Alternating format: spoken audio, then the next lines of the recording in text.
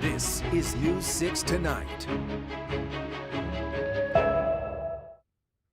Good evening on this Thursday night. I'm News 6 anchor Lisa Bell, filling in for Ginger Gadsden along with Matt Austin. Good to see you. Nice to see you. Yes, it's almost, a lot of people are counting down to Christmas break. It's Are almost you? Here. Yes, I am. After tomorrow, I'm Kids off for the are next out of week. school Kids will be after out of tomorrow? school. Yeah, causing trouble. So Let's hope I think, not. No, hopefully not. But sometimes they do. Yes. But man, did we have we have a bunch of interesting stories come through the newsroom today. The first one is just brutal, though. It was the big breaking national story. Had a bit of a Florida tie to it. So it was a retired NASCAR driver, Greg Biffle, you've probably heard by now, was flying in a private plane to Florida when he crashed. And we found out it wasn't just him. It was also his wife, his two kids, a total of 7 people. Yeah. Died in this plane crash, and just an awful, awful story. So we have a report tonight from CBS News that'll get you up to date. Surveillance video captured the fiery crash as a business jet burst into flames while attempting to land at Statesville Regional Airport, about 45 miles north of Charlotte. The crash happened across from Brevin Renwick's home. The Cessna C-550 took off from Statesville at 10:06 a.m., headed for Sarasota, Florida. 4 minutes into the flight, the jet turned back toward the airport and appeared it was attempting to land when it crashed through the woods, ran through a fence, onto the tarmac. It was in the air for only 8 minutes. North Carolina State Patrol Officer Chris Knox. We have confirmed that 7 occupants of this aircraft are deceased. Killed in the plane crash were NASCAR star Greg Biffle, his wife Christina, and his 2 children, Emma, 14 years old, and 5-year-old Ryder. Biffle competed full-time in the NASCAR Cup Series from 2003 to 2016, driving primarily for Roush Fenway Racing and winning 19 races. In 2023, he was named one of NASCAR's 75 greatest drivers. Yeah, so truly a recognizable name Yeah. in the NASCAR world. I'm not a big NASCAR guy, but as soon as I heard the name, it was you very recognize familiar. that name. I think one of the last NASCAR races he competed in was the Daytona 500. So, yeah, just sad news, and especially when you, obviously, the loss of his kids and his wife, the investigation just getting underway, but, in the air for 8 minutes. It looks like they were going to go to Sarasota and then to the Bahamas after that. Yeah, it was an interesting itinerary where they were stopping over in Sarasota, heading to the Bahamas. They might have even had another leg after that Or maybe as well. picking up some people. Who knows? I guess that's what you do when you have a private jet. So we don't know if this was a mechanical issue or a weather-related thing, but I'm sure all of that will come out in due time. Yeah. All right. So we want to switch gears and talk about a story that's affecting people south of there in Brevard County. We're talking about the Indian River Lagoon. So many people, all across Central Florida, not just in Brevard County, but just love the Indian River Lagoon. And it is so important to our economy, ecotourism, fishing, way of It's life, just a all the beautiful things. thing, yeah. Yes.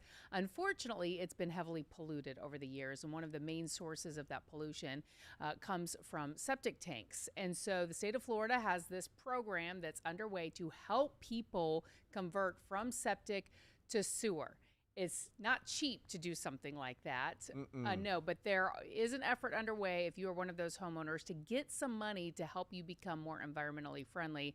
Our Merritt Island community correspondent James Sparvero was out there talking with some homeowners. Here's his report. This week, county commissioners voted to give people upgrading their systems at least $6,000. Under Florida law, by 2030, they have to be upgraded to a system that releases minimal amounts of nitrogen, which creates algae blooms. Horrible for the Indian River. Al Jenny on waterfront Milford Point Drive says he sees the pollution up close. 20 years ago when I bought here, the water was crystal clear, there was seagrass everywhere, and now there's just muck. Al told me about the headache of just maintaining his old system. That's what his yard's dug up for now. Every so often we have to pump out the septic tanks, have to rip out all my vegetation. Al Street is actually part of a plan to get on a sewer line, but he tells me that line hasn't been installed yet. That's why I've asked the county, and I'm waiting for a response now, if coquina is still the problem. A year ago, I reported that rock beneath the surface was stalling work here. As Al and his neighbors are still waiting to make the conversion, he's not as excited about the possibility of voters being asked to renew the county's 10-year lagoon sales tax. Do you support that? Absolutely not, unless we can see them actually doing something instead of studies. Over the years, though, James Sparvero has done a lot of reporting on those studies that he just referenced that shows the water quality has improved. Unfortunately, when you have that type of pollution, it affects the seagrass. And some people might say, well, why is that a big deal? Well, that is the primary source of food for manatees. And you affect one little thing in the food chain, and that affects the whole ecosystem. And so they need to try and remove as much of that nitrogen as possible, bring back those seagrasses. Sadly, we've seen it in the past couple of years, record manatee deaths, some of them just starving, to the point that the state actually is feeding them lettuce because the water, their habitat is just so polluted and not producing the food that they once had. Yeah, it's surprising that the infrastructure out there, they're still struggling to put in those sewer lines and to get everybody on the same system. Basically, all of these people moved out there decades ago. Right. No sewer system in place. And so what they did was they started putting in their own septic tanks. And there hasn't ever been a septic tank that doesn't leak. They're underground. And over tree time, branches too, get you in have to there. imagine they've just gotten worse and worse and worse. Yeah. And, that whole area has just been even developed even more. There's more people, more impacts on that area. Just the storm runoff from yards is a lot. So what do you think? Do you think $6,000 would do it? That's the question. That's a lot of money to give somebody, but how much does a septic tank cost? I'm going to say it's more like $20,000 to $30,000 to convert.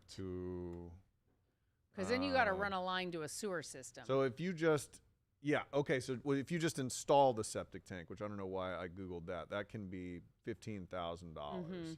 But to switch it out, it has to be somewhere in that same neighborhood. I would think so. Yeah, I know that's a lot of money. Unfortunately, that's the price of being a homeowner, right? Like, we're often, I guess if you don't live along the coast or in one of those areas, you don't necessarily face rules and regulations like that. But as That's a homeowner, a big expense. it is a big That's expense, huge- but getting your roof replaced is a big expense. Having to replumb your house is a big expense. All the things are big expenses. Yeah. It's being a homeowner. You live in a condo can't over just there, say that, and you've though. done plenty You of can't just say- stories, where all of a sudden they have to do something because the concrete is degrading. Right, and that could be sucks. $100,000. And if you don't have it, you're not going to do it. So anywhere from Then you maybe sell your house. anywhere from $3,000 to $15,000. You're going to sell Yeah. to somebody who's going to buy this expensive house. They're not gonna going to have- have $15,000. They're going to have to by 2030. That's the law. Yeah, we'll see about that. Okay. All right, so another story. Lisa Bell likes to get on here and argue with me for some reason. I don't know. Not just on here, just in general. Pretty much that's all we so do you just all say day. that they should just, violate the law? No, I'm not saying that. I'm just saying people cannot pull money out of nowhere. You know, if you, No, you but can't tell that- someone you you have to have- spend $10,000. When you buy a house, you have to be prepared for large expenses, especially along the coast in Florida. I mean, what if a hurricane comes and wipes the whole thing away? Easy to say if you have the cash. I'm just saying. if That's you, right. You can't make somebody have money. You can't. Like, you know, they probably, a lot of I people agree in with you. Florida. So yes, the are on- $6,000 A lot of people is in Florida nice. have a fixed income. They're retired. They buy a little place next to the water. I hear and ya. They just don't have $10,000. So I would love for everybody to switch. It'd be great, but realistic. So what I'm hearing you say is that the county or the state should do more to help these homeowners. Yeah. Okay, I mean, I can get on board with that. If they want it to actually happen, that's Yeah. what I'm saying. You just can't pull money out of thin air. All right, let's talk about another strange story. debate some let's, more. Let's argue a little bit. She loves to argue with me. I don't know why. And okay, so we had this story in Seminole County where a kid was carrying a clarinet, Yes. and it started this code red lockdown at school. At a school. And so there's this AI detection system Mm-hmm. that said, oh, there's somebody with a gun, you know, and so all the law enforcement came, and it turned out it was a kid who was carrying a clarinet. That's pretty much all that we had. So parents were wondering, you know, what's going on here? Yes. Why would you signal that? There was we heard another story up north where some kids were eating chips, and it made it seem like it was a gun. So we got some more details today, and it turns out the story may have been a little more complex than Okay. people first They thought. typically are. Yes, they always are. Here's our community correspondent, Catherine Silver. It was a child in what kids tell me is military attire. Kylie Chulo says parents should know every detail. The community at large has no idea what occurred, and everyone is joking that the system didn't work, joking that, oh my goodness, if someone has a tuba, everything's gonna stop. A police report obtained by News 6 shows the boy was dressed in camo with a tactical vest, part of a themed dress-up day. I am concerned that we're not telling parents or the community that Zero Eyes did its job. Law enforcement have told us before having cameras on campus paired with AI helps them respond faster, but it's not without mistakes. That's what it looks like right here. This body camera video from Baltimore shows police finding what they thought was a gun. It turned out to be a bag of chips. I'm already seeing articles where people are asking why we even have Zero Eyes, why we're spending the money, why we're prioritizing it. So you're asking for transparency. Yes. What occurred was serious enough that a professional thought the school should go in lockdown, which means the system did its job. So clearly we wanted to circle back with this story. So a lot of times we do these stories, there might be some outrage, and then once we get some more information, we want to get it out there. So, you know, there was a kid walking around with a tactical vest, army fatigues, and was taking a clarinet and pointing it as if it were a rifle. I would hope an AI system would notice that and would set off the alarm bells. Absolutely. Yes. And that's why, you know, we talk a lot about AI and replacing people and replacing jobs and taking over. At some point, though, you do need that human element to come in and be like, okay, thank you for flagging this. Now let's assess it and launch an investigation and see what's really going on here. And, you know, in this day and age, you know, time after time, school officials are going to err on the side of caution. And when they see something that they feel might be threatening, they're going to take action. And as a parent, it does worry you. You don't want false alarms headed to your kid's school. You don't want the SWAT team going in there armed to the teeth, because that's thinking there's a shooter. Yes, Traumatizing, and they might take a shot. You know, if they're worried about a shooter being on campus, who knows what could happen. So we'd like to avoid that at all costs. We have some interesting stories for you coming up. A great some good news. Yeah, some good news of some whales. That's right. That are and close a warning by. for people. We're going to go back to the coast. We're going to continue that theme. Yeah, that's right. And also we check in on some politicians who said, don't give me that paycheck during the shutdown. What did they do with those paychecks? We'll be right back.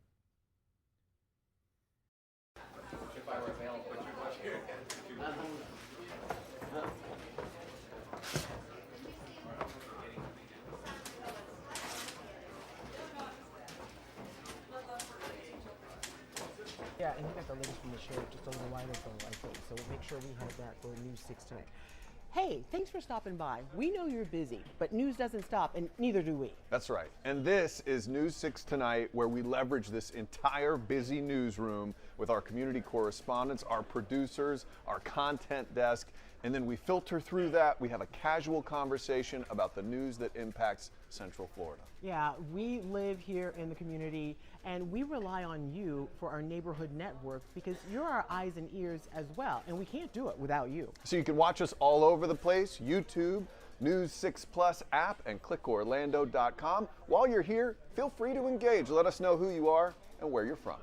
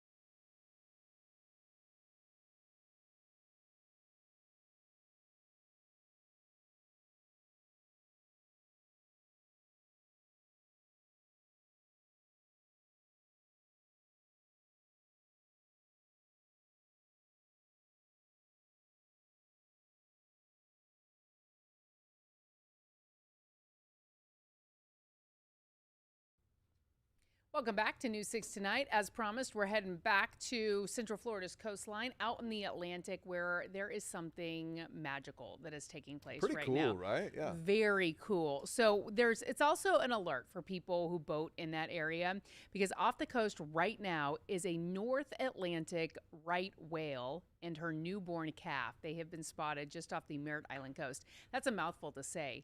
A right whale and her newborn calf. That is, we've always joked about this. Yes, we use that to warm up. In a script one time, I had a rare right whale, and I stumbled over it. You would have thought I had 14 drinks that night on the news. So this is video from a group called Oceana. News 6's Julie Broughton spoke with a marine scientist from Oceana today who was telling us these whales are critically endangered. In fact, there are only about 380 North Atlantic right whales left, and because they are very dark and do not have dorsal fins, they can be hard to see when you don't have a drone like that right over them. So the mom and baby, they apparently hang out near the water's surface, so that's why it's so important for boaters to really slow down if you're in that area. Pay attention. No dorsal fins. No nothing dorsal pops fin. out. Yeah, because boat strikes do present one of the biggest dangers to right whales, which are, again, they were explaining critically important to our ecosystem. This is what I found fascinating. They actually fertilize our oceans. So for us humans, when we are breathing air, oxygen, that oxygen is many times coming from the ocean, and the whales are actually fertilizing the tiny plants that create that oxygen. So they're very important to the human species. So their fecal matter is very important yes. to us. That's what's fertilizing things. Yes. Interesting. By the way, calving season runs through mid-April. That's when moms give birth in the warmer waters like off our coast. And they say this mom will likely stay off our coast while the calf adds a layer of blubber and gains strength to migrate back north. I'm amazed that there are only 380 of them, and they're spread out throughout the world, and they manage to find each other. They're and smart. the few that are They're left smart. can find each other Nature. and mate. And then this little baby, hopefully. That's why we need to not be the humans that we can be at times and protect them. You need to wrap those things in bubble wrap, man. Correct. Don't wanna Stay run out. away from 70 them. tons. They can weigh up to 70 tons. They're huge. Mm-hmm. All right. Well, it seems like a lifetime ago, but the government shutdown ended just before Thanksgiving. And during that time, do you remember there was a lot of posturing by politicians? You don't Yes. get paid. We shouldn't get paid. Yes. I'll donate my checks. There was a lot of that. Right? A lot of people did not get paid during that time. Yep. Eventually they did. They ended up getting back pay, Yeah. and then also they ended up getting some bonuses, some of the TSA workers. So in the end, it worked out, though it was a real struggle for them to pay the bills in the meantime. Well, our investigator, Mike DeForest, he wanted to find out what happened to those paychecks for those politicians, those ones who were talking a big game. Did they come through on what they were saying? Here's the answer. After the shutdown ended, we wanted to find out what local members of Congress did with their pay. Most U.S. senators and representatives are paid $174,000 a year. That means they earned roughly $20,500 during the 43-day shutdown. Under the U.S. Constitution, senators and representatives shall receive a compensation for their services, so lawmakers continued to receive a paycheck. Republican Senator Ashley Moody says she donated her shutdown salary to the Crisis Center of Tampa. Republican Senator Rick Scott has always donated all of his government salary to charity, even when he served as Florida's governor. Republican Congressman Daniel Webster kept his government salary during the shutdown. However, like he does every year, Webster's office says he plans to deliver a check to the Bureau of Fiscal Service to voluntarily roll back his salary to 2008 levels, which is a refund of about $4,700. The office of Republican Mike Herodopoulos says he reached out to House administration and requested that his pay be paused until the shutdown was complete. Herodopoulos later received back pay. Republican Kat Cammack previously indicated that every single member of Congress should be withholding their pay, but she has not told us whether she took back pay. Democrat Maxwell Frost did not reject his pay. The congressman is not independently wealthy, his office told us, saying those who did reject congressional pay are simply virtue signaling.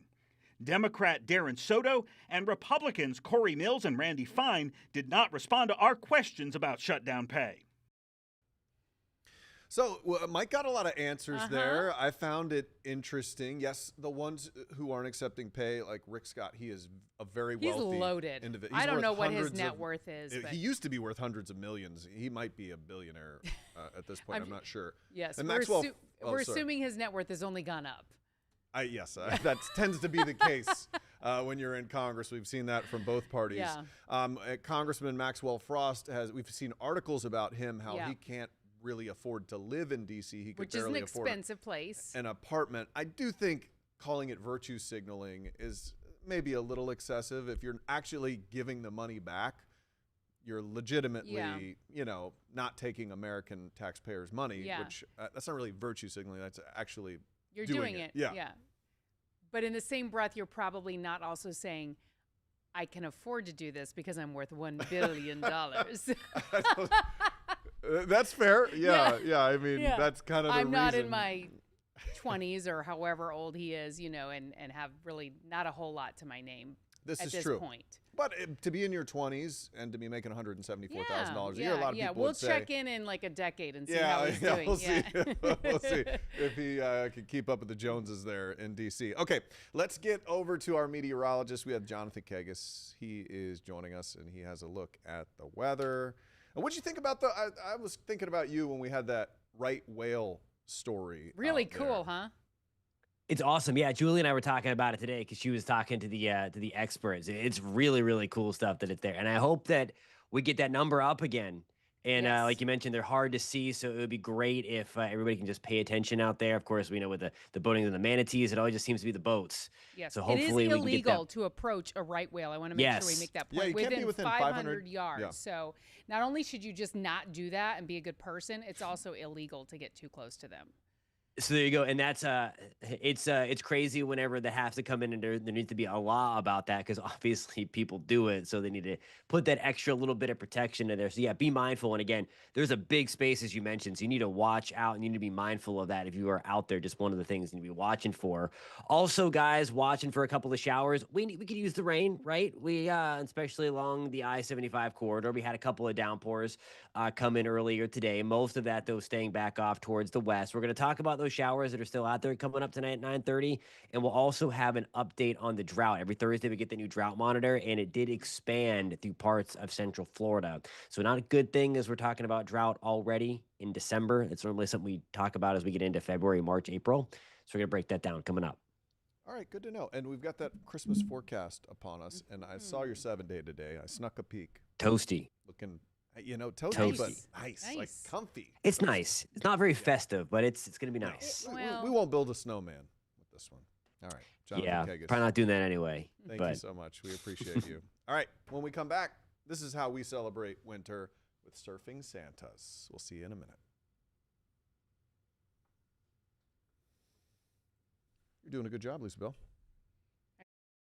Welcome to News 6 Tonight. We are so thankful that you're joining us here wherever you found us. Yeah, you know what this tells me? If you have made this your new streaming destination, it tells me you're smart.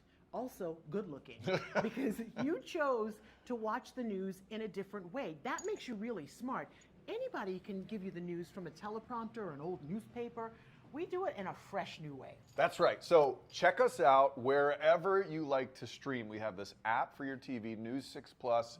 You can find it on Roku and Amazon and whatever your smart TV is cooking. So thank you. We would love to hear your comments down Oh my below. gosh. Yeah. And then we'll show them. Yeah, we will.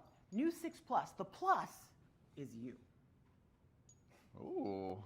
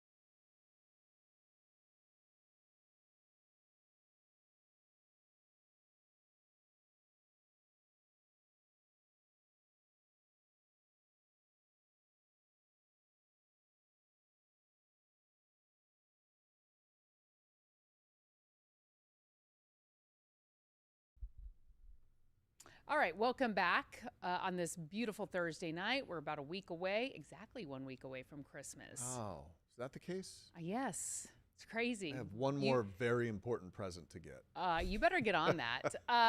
But we always know that it's getting close when we start seeing a lot of surfers showing up in red suits, getting ready for the big day. That's right. Yes, so we're talking Santas. about these Surfing Santas. This is a very Florida thing. Apparently, this is the 17th year that this has taken place along our coast at Cocoa Beach. That's hard to believe because I've been in Central Florida for 17 years, and I just thought it was always I thought that has been Yes. around for 30 years. Right. Or something. So we sent our photojournalists out there today to capture some images as they do a full dress rehearsal for the big day that's 1 week from today. Cocoa Beach Surfing Santas! We started Surfing Santas back in 2009. My son and I went surfing. He was an elf, I was Santa. Just a little family event. Surfing Santas makes people smile. So when we do an event like this and it gets on the news and people see it, we create smiles. How you doing today? I'm doing good, bro. We're almost at Surfing Santas. It's the best day of the year. I got a wetsuit on under this. Okay, so you prepared? Yep. And so being the #1 ranked surfer in the world, how does that feel? You know, it's a cross I have to bear. You know, once you're on top, it's so hard to stay there. I am the CFO of Surfing Santas, Chief Fun Officer, CFO. Surfing Santas is the happiest day on earth, I've been told. It's turned into this really fun day on the beach. Nobody's in a bad mood. Well, there's a couple Grinches. Hey, you know I have to ask, is this anything like football? Absolutely not, because when you fall here, you fall in water. Do you notice who that was? You recognized him during our news earlier today. Yeah, it's Doug Flutie. He threw like one of the most amazing Hail Marys ever. At Lake Mary? No, that just happened. He's a little older than that. But that's yeah, awesome. so ran into Doug Flutie out there. Yeah, One of my really favorite cool. events of the year out there, the Surfing Yeah. Santas. I'd love to see it in And person with one time. beautiful weather in our forecast, should be great to go out along the beach and see some Surfing Santas. It's perfect. Lisa Bell, thanks for joining me on the 9 Thanks for o'clock. having me. I know it's late for you, but Really late. I'll have someone else here, a surprise guest tomorrow night at Friday, and you'll be enjoying yourself.